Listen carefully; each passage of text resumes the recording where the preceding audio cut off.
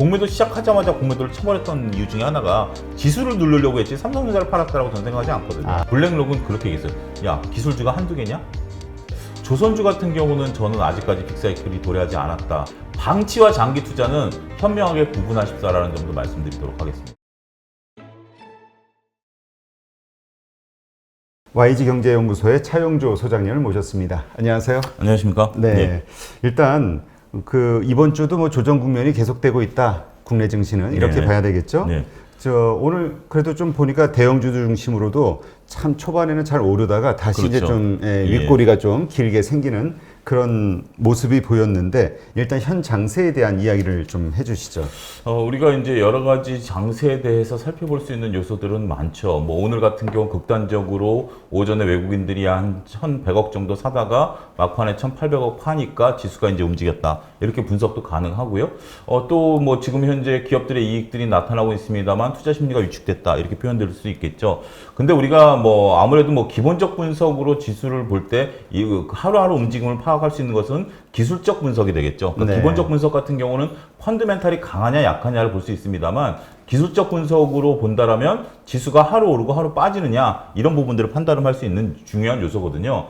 현재 지금 우리가 이제 3,150선, 950선에 대한 얘기들을 하고 있습니다만 차트를 한번 보시면 제가 이제 여러분들 차트를 보실 때 팁을 한 가지 말씀드리면 이게 종합주가지수 차트다. 이게 삼성전자 차트다. 이렇게 보시면 여기서 오류가 생길 수 있습니다. 왜냐하면 이게 종합주가지수니까 이렇게 올라가지 않을까 빠지지 않을까 삼성전자는 빅사이클이라는데 이 차트가 올라가지 않을까 빠지지 않을까 내가 스스로 한번 더 생각한다라는 거예요. 근데 차트를 보실 때는 이름을 가리셔야 됩니다. 그냥 우리가 차트라는 것이 그림 아니겠습니까? 그림이기 때문에 그림을 최대한 객관적으로 바라보셔야 되는데 서두가 길었습니다. 코스피나 코스닥 지금 차트가 어떤 모양이냐면 주요 이동평균선들이 다 위에 지금 걸쳐 있습니다. 저항선이 다 위에 다 쌓여 저항선입니다. 있는 거죠. 5일선, 21선, 11선, 물론 이제 61선과 121선은 밑에 있습니다만 이렇게 단기 차트들이 다 지금 뭉쳐 있어요. 그러다 보니까 이것을 뚫어주기가 쉽지가 않다라는 겁니다. 강력한 모멘텀이 들어와 줘야 되는데 지금 이제 오늘 계속 말씀을 드리겠습니다만 강력한 모멘텀이 새로운 것이 없다라는 거예요. 지금 뭐 오늘 뭐 한미 정상회담이라든지 그나마 기댈 수 있는 건 외국인의 매수세인데 외국인의 매수세가 쭉 빠지다 보니까 개인들의 지금 현재 고객예탁금은 65조 대를 계속해서 유지하고 있습니다. 때론 70조를 넘어서기도 하고 공모주 청약이 있으면 58조 대까지 떨어지긴 합니다만 60조 대를 유지하고 있습니다만 이런 것들이 쉽진 않아요. 똑같은 2020년에도 65조였고 2021년에도 65조였는데 이거는 차이가 있습니다. 무슨 차이인고 하니 2020년에는 소위 물렸던 분들이 거의 없어요. 그렇지 않습니까? 생각해보면 내가 몇 프로 이익이 났느냐가 중요하지 이게 내가 삼성전자 샀는데 10만 원에 사서 지금 8만 원이야 답답해 이런 말씀하시는 분들은 거의 없었어요. 그렇죠. 그런 상태인데 지금은 소위 물려있는 물량들이 많기 때문에 이게 이동평균선이 모여있다라는 겁니다. 그것을 뚫어주기 위한 모멘텀이 고객의 예탁금만 갖고는 안 된다라는 거예요. 여기에 지금 현재 증권회사에서 말하지 않는 비밀 두 가지를 말씀드릴게요. 정말 비밀이에요? 이거 뭐 쉽게 거론되지 않는 건데, 이거 언론에서도 저도 이제 좀 어렵게 찾았습니다만, 저도 이제 경험을 많이 했기 때문에, 신용장고에 대한 얘기를 좀 말씀드릴게요. 그래요? 예. 개인들의 신용장고? 예, 지금 개인들이 신용이, 신용은 그 증권사들의 그러니까 신용과 담보대출이 자기 자본 대비 2배를 줄 수 있거든요. 네. 그래서 중소형 증권사 같은 경우 자비 자본을 늘리면서 신용 공여를 많이 하죠. 지금 키움증권의 지난 1분기 재무제표를 보면 수입 수수료보다 수입 이자 수입이 더 많습니다. 그러니까 신용을 줘서 이자 수익을 더 많이 받는 거죠. 그렇죠. 예, 근데 이거는 뭐 어쩔 수 없는 거지만 지금 현재 신용에 대한 반대 매매가 나가고 있다라는 거 혹시 알고 계십니까? 그래요? 예, 이건 제가 얘기하는 건 차용주의 추측이 아니고요. 여러분들 지금 신용 반대 매매 언론의 포털 사이트에 검색해 보십시오.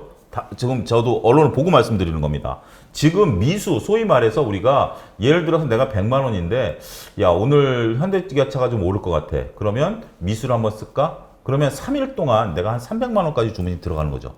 그러면 300만 원이 주문이 들어가서 주가가 만약에 올라가면 이익을 실현하지만 주가가 떨어지면 내가 200만 원을 메꿔 넣어야 되는데 이러한 소액 200만 원을 못 메꿔서 반대 매매 나가는 물량이 약 미수 금액의 11%까지 올라갔습니다. 아, 오늘인가요? 아니면 매일? 매일. 아, 그래요? 그러니까 대략 한 3, 400억씩은 반대 매매가 나가고 있다라는 겁니다. 네. 이게 11%가 뭐 미수를 질렀으니까 11% 정도는 당연하지 않겠느냐? 아닙니다. 5에서 7% 정도가 여태껏 평균이었습니다. 근데 이 11%가 나온 게 언제냐? 2008년 서브프라임 사태 이후에 지수가 올라갈 때. 그러니까 항상 지수가 올라갈 때 이 수치가 그러니까 좀 10%가 넘어서요. 그러니까 돈이 벌릴 것 같으니까 욕심들을 내는 거죠. 이제 내는 거죠. 이제 조급한 거죠. 조급하다 보니까 내다 보니까 이게 매물을 부르는 거예요. 그러면 제가 공매도 세력이에요. 그럼 뭘부터 체크할까요? 신용잔고 체크하겠습니다. 맞습니다. 신용잔고가 많은 종목일수록 반대 매매라든지 지금은 제가 증권회사 다니는 제가 증권사 25년 다녔는데 지금 상태에서 반대 매매가 나갈 때는 아니에요. 지수가 지금 조정받은 폭이 지금 오늘 같은 경우 3,150선을 넘어선 상황이기 때문에 이건 조정이라고 보기는 어렵거든요. 그렇죠. 왜냐면 이렇게 반대 매매가 나간다고 하면 우리가 네. 일상적으로 생각하기엔 큰 폭의 하락이 있었을 때 맞습니다. 딱 예. 나가는 걸로 나가야 생각하는데. 되는데 지금 깜짝 놀라셨잖아요. 반대 매매가 나간다는 그렇죠. 사실 자체가. 근데 지금 반대 매매가 이렇게 하루에 3, 400억씩 나가고 있는 상태에서 그러면 아니 이거 뭐 냉정한 현실 아니겠습니까? 내가 공매도를 치고 싶다. 신용잔고 높은 거부터 뽑아와봐. 엑셀로 쭉 정리해봐. 거기다 공매도 때리는 거예요. 그러다 보니 지금 이런 수급은 이게 뭐 갑자기 지금 2021년에 새롭게 나타난 건 아닙니다. 증시에 항상 있어 왔던 건데 우리가 다소 잊혀지고 있다라든지 착각하는 것 중에 하나가 2020년에는 없었던 거기 때문에 지금 2020년에 들어온 투자자분들 입장에서 보면 당혹스러운 거죠. 그리고 지금 냉정하게 얘기해서 신용잔고에 대해서는 증권회사 직원들 뭐 제가 뭐 폄하하는 건 아닙니다만 금기시되고 있는 단어 중에 왜냐면 하나죠. 그것이 증권사의 큰 수입이다 보니 주수입이다 보니 줄어든다는. 왜냐면 증권사 입장에서는 반대 매매가 되든 어쨌든 액수가 늘어나는 게 돈 버는 거니까. 돈 버는 거고 매매가 나가면 수수료는 또 받는 거니까 이게 반대매 수수료는 일반 수수료입니다. 그러니까 우리가 사이버로 주문을 내다가 반대매를 맞으면 일반 수수료 1.5% 내야 돼요. 아, 또 반대 매매 당할 때 그 수수료는 높아지는군요. 높아집니다.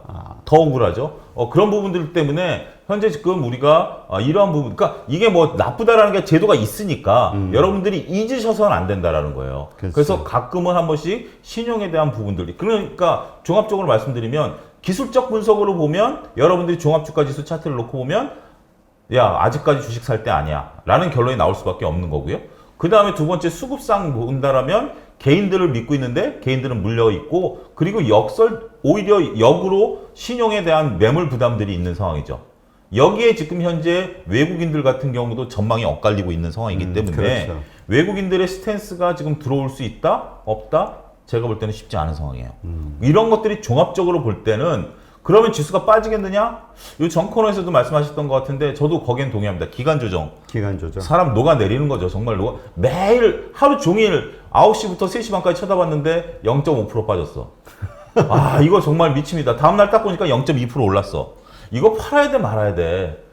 그렇기 때문에 기준이 없으신 분들은 정말 지금은 주식 쳐다보기 싫다. 이런 저도 유튜브 방송을 하고 있습니다만 유튜브 방송도 보기 싫다. 지금 이런 분들이 이제 나타나기 시작하시는 거죠. 근데 그러셔서는 안 되고요. 그럴 때일수록 우리가 장기 투자라는 게 이렇게 보기 싫어하는 게 장기 투자는 아니에요. 그거는 정말 방치입니다.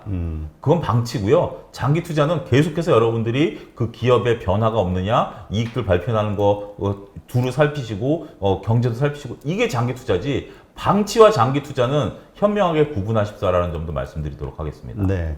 아까 비밀 두 가지가 있다고 하셨는데 예. 다른 하나는 또 뭔가요? 이게 공매도하고 신용잔고입니다. 예. 공매도를 치는 세력들이 예. 바로 그걸 노리고 한다. 그렇습니다. 예. 알겠습니다. 자, 지금 지금 시장이 네. 그 조정장이냐 네. 혹은 약세장으로 들어가는 상황이냐 뭐 네. 이 의견들이 여러 가지가 있는데 코스피 지수가 4,000선까지 올라갈 것이다 이렇게 얘기했던 CLSA 증권사가 이제 투자 의견을 중립으로 하향하면서 네. 하향을 했단 말이죠. 근데 또 JP모건은 목표치를 3,200에서 3,500으로 상향하고, 그러니까 이 증권사들도 다 틀려요. 외국인들도. 그렇습니다. 우리가 어디 쪽에다 JP모건이 좀 더 신뢰가 있나요? 저도 이 기사를 좀 살펴봤는데요. 여러분들 이런 내용들만 볼 게 아니라 기사를 한번 직접 원문을 가급적이면 두시는 게 좋을 것 같아요. 그리고 가능하면 요 CLS의 홍콩계 은행이고 JP 모건 영어인데 요즘 영어는 다 구글 번역기로 돌아가니까 이러한 내용들을 한번 그러니까 이 기사를 보면 이게 논쟁거리가 충분히 되는 기사 아니겠습니까? 왜 이렇게 하향하고 상향하는지에 대한 이유들이 있겠죠. 그렇습니다. 그걸 여러분들이 읽어보셔야지 야 어느 증권사는 얼마 간대 어느 증권사는 얼마 간대 너 어떻게 해야 되지? 이렇게 하면은 근거가 없죠. 제가 그렇죠. 이걸 읽어봤더니 둘 다 똑같은 얘기를 하고 있습니다. 아, 그래요? 예. 근데 의외- 한쪽은 높이 보고 하나는 낮게 예, 보고. 똑같은 얘기를 하지만 이걸 보는 시각이 다르다는 아. 거예요. 우리나라 경제가 성장한다는 거에 대해서는 그리고 기업들의 이익이 증가한다는 거에 대해서는 둘 다 똑같이 얘기하고 있습니다. 그러니까 결국 CLS 증권사든 JP 모건이든 전반적으로 봤을 때 우리나라 기업 이익이 계속 늘어날 것이다. 그리고 우리나라 경제 성장률이 4%를 넘어설 것이다. 여기엔 똑같습니다, 워딩이. 근데 해석이 다릅니다. 아, 그래요? CLS 같은 경우는 그렇게 올라왔으니 그래 지금까지 올라온 건 인정해 당분간 지속될 거야. 그 다음은 so what? 어떻게 될 건데? 지금까지 올라왔으니 앞으로 이 정도 효과가 못 나타나면 지수는 꺾일 것이야.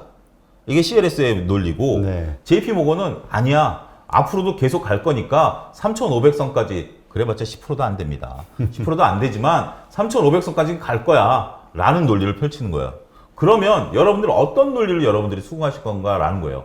얘네들이 정답녀는 아니에요. 정답을 정해주는 사람들은 아니고 이러한 논리를 펼치는 건데 물론 뭐 우리가 삐딱한 시선으로 본다라면 CLS 같은 경우 올 2월에 불법 공매도로 한번 우리 당국에 걸린 적도 걸렸던. 있어요. 예. 그런 부분들이 있기 때문에 얘네들이 공매도를 치기 위해서 이렇게 할 수 있다? 물론 그런 시각 가질 수 있습니다. JP 모건 같은 경우는 마냥 보호를 외치는 증권사 중에 하나이기 때문에 또 그쪽도 또 그럴 수도 참 있습니다. 증권사마다 특성이 있어요. 특성이 있습니다. 뭐 그렇기 때문에 이게 맞고 틀리 주식시장에 저도 오래 있으면서 맞고 틀리고는 없어요. 어떤 논리를 받아들이느냐인데 여러분들 이 워딩을 읽어보신다면 저는 여기서 야 성장은 한대. 오케이 성장은 해. 그러면 성장하는 섹터가 어딜까? 그렇다면 성장하는 섹터는 보육, 성장하지 않는 섹터 그리고 뭐 진단 키트처럼 뭐 일회성으로 이익이 급증했던 것 같은 경우는 오히려 이참에 매도 이런 식으로 제 나름대로 전략을 세울 수 있지 않겠는가? 그건 여러분들이 세우셔야 되죠. 제가 알려드릴 수 있는 분야는 아니거든요. 그렇죠. 그런 부분들도 여러분들이 이참에 요 중요한 기사니까요. 요 방송 끝나고 나면 한번 검색해 보세요. 네. 그런 것도 중요하다고 말씀드렸습니다. 그러니까 이제 여기 증권사들에서도 이제 걱정하는 것도 그렇고 투자자들이 걱정하는 게 네. 그래 지금은 좋고 그래 다음 분기도 좋아. 그럼 그 다음 분기는 그렇죠. 이거죠. 예, 예, 그러니까 그렇습니다. 우리가 가지고 있는 종목이 그렇게 지속적으로 계속 상승하는 거냐 예. 매출이라든가 이익이 예. 아니면 이게 정점이냐. 그렇습니다. 이게 이제 그런 거 차원에서 보면 요새 뭐 조선주 이제 피크아웃 아니냐 네. 뭐 이런 얘기도 있고 예. 뭐 철강주도 뭐 그런 얘기 예. 있고 그러니까 이제 이제까지 많이 상승해 왔던 종목들에 대해서 그런 의견들이 지금 네. 논쟁이 좀 벌어지고 있는 것 그렇습니다. 같아요. 오르다 보니까 짧게 말씀드리면 철강 같은 경우는 지금 이제 원자재 가격 하락인데 조선주 같은 경우는 저는 아직까지 빅사이클이 도래하지 않았다. 뭐 이 후속 기사들도 있으니까요. 어떤 여러분들이 자꾸 뒤져보셔야 돼요. 지금은 이렇게 뉴스에 따라서 민감하게 반응하기 때문에 요즘은 워낙 뭐 좋은 저희 815 모니터처럼 좋은 유튜버들 많이 있으시니까요. 그렇게 찾아보시는 것도 도움이 될 거다 말씀드릴 네. 수 있겠습니다. 근데 이제 하나 불길한 징조가 예. 우리가 이제 위험 자산 이제 우리 주식 시장도 이제 위험 자산이잖아요. 네. 근데 이제 더 위험한 자산으로 평가받는 이 암호화폐 네. 이게 뭐 떨어질 때 하루에 35%막 이렇게 확 떨어지고 또 예. 올라갈 때도 15% 20% 올라가고 근데 얼마 전에 이제 폭락을 했잖아요. 네, 그렇습니다. 이런 것들이 이렇게 큰 변동성을 보이는 게 끝물의 징조 아니냐. 네. 그게 결국 전체 위험 자산의 어떤 탈출 신호로 우리가 시그널로 봐야 되는 거 아니냐. 이런 의견이 있거든요. 저는 거기에 좀 동의하는 편입니다. 왜냐하면 우리가 소위 비트코인으로 불리워지고 있는 이런 뭐 암호화폐라든지 이런 쪽들에 대해서는 저는 어떤 뭐 우리가 그 기준점이 없다라고 저는 생각하는 사람이에요. 우리가 삼성전자가 10만 전자가 되던 5만 전자가 되던 결국 삼성전자는 나중에 청산하면 청산 가치도 따질 수가 있고 아니면 이익이 나는 거에 따라서 수익 가치를 따질 수도 있고 여기에 어떤 밸류를 주느냐에 대한 심리적인 거가 이제 더해져서 주가가 나오는데 현재 지금 비트코인 같은 경우는 심리적 지표 외에는 아무것도 없죠. 앨런 머스크가 야 나 비트코인으로 착값 받을게 하니까 주가 이게 딱 올라가다가 너 팔았니? 인디드. 그러니까 또 빠지다가 아니야 나 다이아몬드 손을 가지고 있어. 그게 그래 다이아몬드 손이 비트코인이야? 그럼 또 올라가고 이런 모습들을 좀 보여주고 있기 때문에 어떠한 기준점이 없다라는 거죠. 우리가 비트코인을 갖고 서로가 약속할 수가 없다라는 겁니다. 예를 들어서 삼성전자는 내가 자산 가치를 따지다 보니까 PBR이 얼마다. PER이 EPS가 얼마다. 이걸 산출해 낼 수가 있고, 이거에 대해서 서로가 이제 믿어주는 면이 있습니다만, 비트코인은 그게 없죠. 저는 조금 부정론자이기 때문에, 이거 제 얘기가 비트코인의 하락을 의미하는 건 아닙니다만, 어찌됐든 이제 심리가 흔들리기 시작했다라는 거죠. 말씀하셨다시피 이게 잦은 폭에 있을 때는 그래도 이 비트코인을 긍정적으로 보시는 분들이 나름대로 긍정적으로 보고 있어서 비트코인은 난 안 팔 거야. 나는 비트코인 살 거야. 이런 관점이었다면 겁이 나는데 난 나올래. 이런 것들이 많아지기 시작했다면 조금 조심스러울 수도 있다. 이렇게 말씀드리겠습니다. 사실 올 초까지만 해도 작년 말, 예. 올 초까지만 해도 어떤 의견들을 많이 갖고 있었냐면 비트코인 1억 갈 거야. 이게 대세였거든요. 근데 요즘은 이제 그 믿음이 좀 흔들리는 것 같기는 해요. 밑도 끝도 없는 믿음이었다라는 것들이 좀 나오겠죠. 예. 네. 하여튼 우리가 좀 이렇게 어떤 영향을 주식시장에 끼칠지 암호화폐의 그 이런 변동성이 요것도 좀 잘 지켜봐야 되는 대목이 아닌가 싶고요. 일단 연준의 그 기준금리 인상에 대한 이야기가 나오고 나서 그렇죠. 이제 기술주가 엄청 빠졌잖아요. 예. 그러다가 이제 다시 반등하고는 있는데, 근데 이제 세계 최대의 자산운용사인 블랙락에서는 기술주를 여전히 유망하게 보고 있다, 이런 리포트가 나왔단 말이죠. 예. 일단 이걸 믿어도 되는 것인지, 왜냐하면 지금 주도주 논쟁이 계속 있잖아요. 예. 이 조정이 끝난 후에 주도주가 과연 지금처럼 계속 경기 민감주가 갈 것이냐, 아니면 예전에 우리 그 언택트 이 성장주들이 갈 것이냐.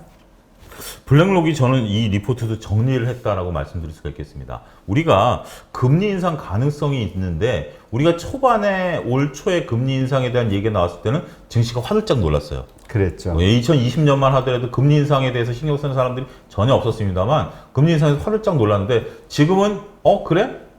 좀 그래, 그럴 수도 있다, 이런 정도죠. 제가 이렇게 좀 직관적으로 표현하는 게 뭐냐면, 제가 이제 제 동생이랑 같이 밥 먹다가 갑자기 뒤통수를 딱 때리면 동생이 깜짝 놀랄 거 아닙니까? 그렇죠. 형이 나를 왜 때려?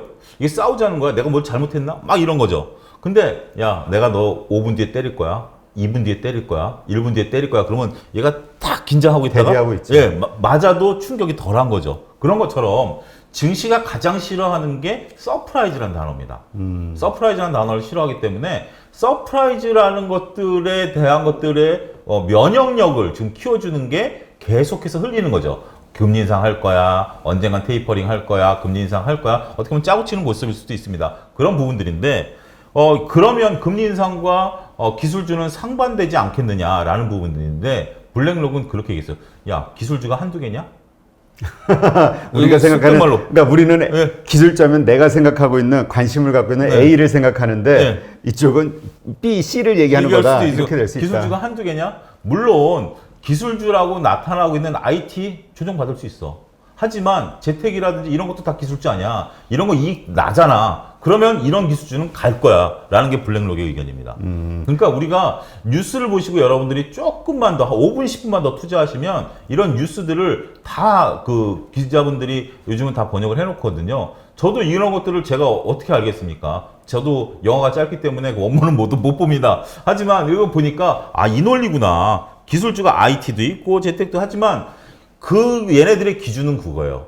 단순하게 유동성으로 기술주들이 올라가는 게 아니라 우리가 재택이라든지 이런 것들이 이익이 증가하는 기업들. 앞서 제가 우리가 비트코인 말씀드릴 때 얘기할 때 말씀드렸던 것처럼 이익이 증가한다라면 서로 금리를 올린다 하더라도 기술주라도 올라갈 수 있다. 그러니까 쉽게 얘기해서 기술주 가운데서 매출과 이익이 커지고 있는 기업, 돈 네. 버는 기업이 올라간다. 그렇습니다. 우리가 그러니까 사실 작년에는 예. 돈은 못 벌어도 기대감으로 그래서 따진 게 PER이 아니라 PSR로 따지고 막 이랬잖아요. 이런 PSR도 것들이 따지고 아닌. PEG도 따지고 별 희한한 지표 다 갖다 붙였죠. 그렇지만 이제는 근본적인 우리의 약속인 EPS 증가율만 보면 걱정할 거 없다. 이게 블랙록의 얘기다라고 말씀드릴 수 있겠습니다. 네, 예. 이게 참 우리가 기술주라는 이 하나의 단어에 예. 자꾸 우리의 모든 기대감이 쏠리다 보니까 네, 맞습니다. 착시 현상을 벌릴 수가 있는데 예. 일단 지금은 무조건 기술주든 뭐든 돈 버는 기업. 그렇습니다. 예, 이게 중요하네요. 예.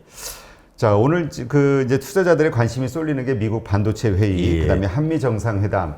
그리고 나서 이제 이 반도체 관련된 것들이 투자 계획이 발표되고 네. 확정이 되고 하면서 이제 좀 반등하지 않겠는가 이런 네. 기대감을 갖고 있죠. 그리고 그에 따른 어떤 그 소부장들. 예, 예. 그러니까 이게 그 여러분들이 지금 소부장에 관심을 갖는다라는 것이 그만큼 현명해지신 거예요. 지금 이제 과거에 투자한다 그러면 삼성전자 와 좋다 이렇게 하는데 삼성전자 투자해? 그럼 뭐가 수혜를 보지? 아, 소부장이 수혜를 보겠구나. 삼성전자는 언제? 그 다음이겠구나. 지금 5G를 투자한다? 그럼 뭐가 SK텔레콤이 오를까? 아니면 통신 장비주들이 오를까? 통신 장비주들이 오르겠구나. 그만큼 여러분들이 현명해지신 거예요. 지금 삼성전자는 어떻게 보면 발등의 불이죠. 그렇죠. 하나의 절대절명의 이제 목표죠. 이재용 부회장의 석방. 이게 이제 미국까지 움직여서 결국 저는 움직였다라고 생각을 하고 있는데 어찌됐든 뭐 그 논쟁에 대해서 제가 길게 얘기할 건 아니고 삼성전자라든지 아니면 지금 현재 뭐 SK라든지 배터리라든지 이런 것들이 미국에 대해서 지금 어떻게 보면 선물 보따리를 들고 간 거죠. 문재인 대통령께서. 그게 이제 백신과 수합이 될 수 있을지 아니면 대북 문제에 대한 어떤 다른 것이 있을지 모르겠습니다만 지금 우리나라 기업이 살아남기 위해서는 미국의 정책을 따라야 된다. 미국의 정책 기조는 오바마 때부터 단 하나밖에 없습니다. 우리가 과거에는 임금을 찾아서 국외로 나갔던 기업들 다 들어와라.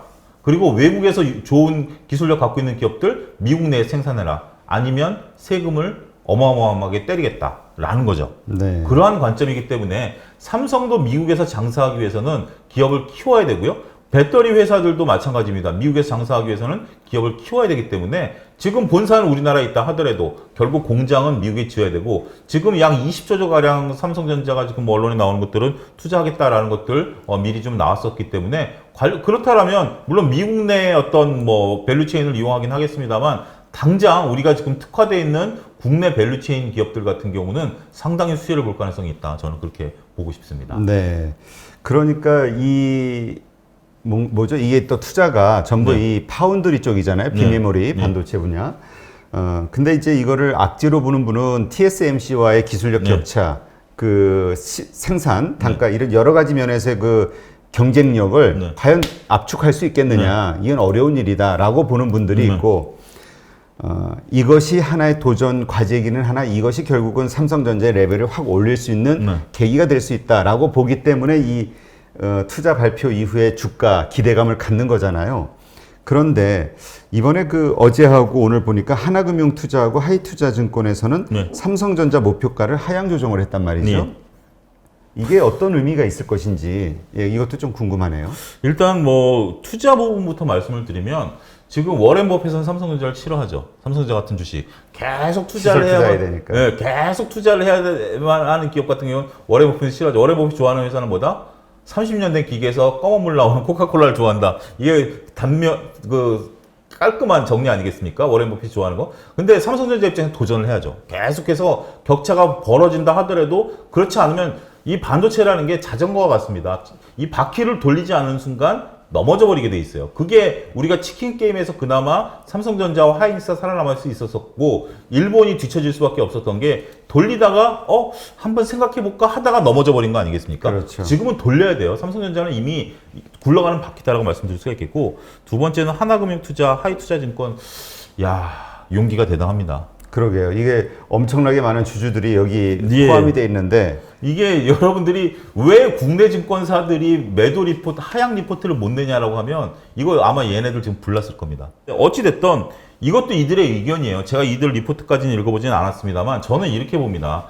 8만 전자 이하에서는 매수 의견을 제가 여기서도 한번 말씀을 드렸던 것 같은데 오늘 이제 8만 100원에 끝났죠. 이 방송을 지금 찍고 있는 상태에서는. 근데 저는 이게 그런 것 같아요. 주가가 항상 기업의 이익과 동행한다?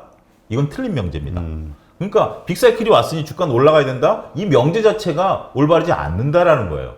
주가는 이익보다 앞서갈 수도 있고 그게 2020년이었죠. 지금은 확인하는 단계니까 좀 더 확인하자라는 관점에서 주가가 이익보다 밑에 있을 수도 있습니다. 그 관점에 저는 8만 원 이하다라고 말씀드릴 수가 있겠고 보는 관점이 다르죠. 저는 삼성전자에 대한 긍정적인 부분들을 보면 1분기에 대해서 9조대 중반 2분기에 대해서는 일부 증권사들은 10조대 그리고 3분기에 대해서 13조 대. 이 숫자 여러분들 알고 계신가요? 삼성전자 투자하신 분 이 숫자 아셔야 돼요. 그래야 삼성전자를 버틸 수 있지. 빅사이클인데 이익이 나냐 안 나냐는 별개 문제 아니겠습니까? 그렇죠. 결국 이익이 난다라는 거기 때문에 우리가 이 이익을 믿는다라면 저는 뭐 이들이 뭐라고 얘기를 하던 하나금융이 얘기하던 하이투자가 얘기했던 둘 다 H증권사니까 서로 네가 했냐 내가 했냐 할 수 있겠습니다만 이들 의견도 한번 우리가 참조해보고 그 대신 무조건 빅사이클이라고 해서 믿을 것들이 아니라 저도 집에 와서 한번 좀 봐야 되겠습니다. 이 리포트들을 좀 보면서 어떠한 점들에 얘네들이 포커스를 맞췄느냐, 혹시 내가 뭐 오르는 것들이 있느냐, 그런 것들에 대해서는 여러분들이 요즘은 다 그 포털 사이트에 공개가 되니까 리포트 한번 보시는 것도 좋지 않을까. 네. 근데 저는 삼성전자는 조금 우리가 조심스러운 게, 왜냐하면 삼성전자가 움직여줘야 지수가 움직일 수 있기 때문에. 그렇죠. 예, 삼성전자가 홀몸은 아니라는 거. 그러니까 삼성전자가 예. 우리 주가지 삼성전자가 지금 다시 9만 전자 되면은 네. 우리 종합주가 지수는 거의 3,800 이상이 될, 뭐 3,500 이상 돼야 될 거라는 얘기도 예, 많죠. 맞습니다. 네. 그렇게 돼. 왜냐하면 지금 다른 것들이 다 올라와져 있기 때문에 과거와 좀 다르죠.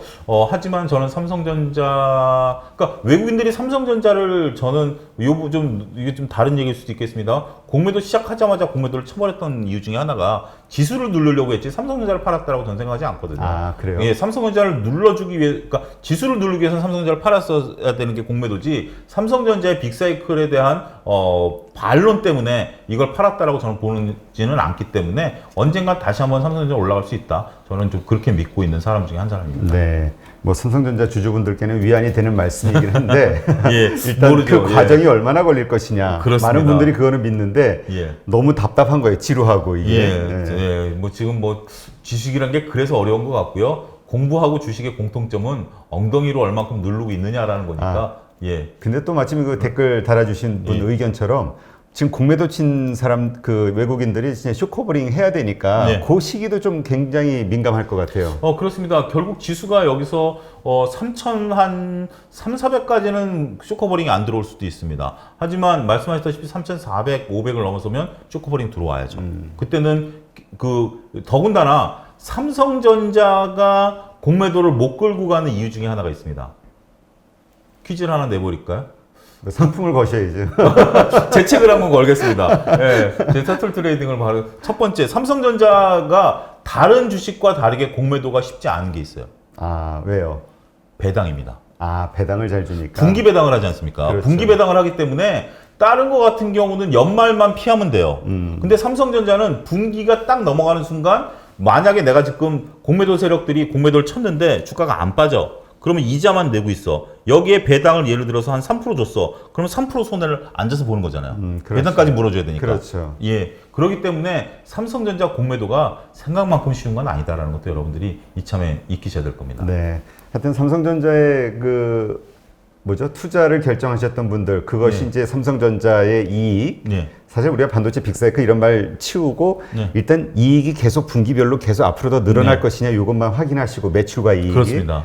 그게 사실이라면 네. 그냥 뭐 좀 지루하긴 하지만 뭐 기다리는 게 그렇습니다. 최선의 방법일 수 있죠. 예. 지금 또 다른 데도 많이 올라서 그렇습니다. 옮겨 탔다가는 오히려 더 꼭지에 물릴 가능성이 맞습니다. 높은 예. 상황이죠. 예, 알겠습니다.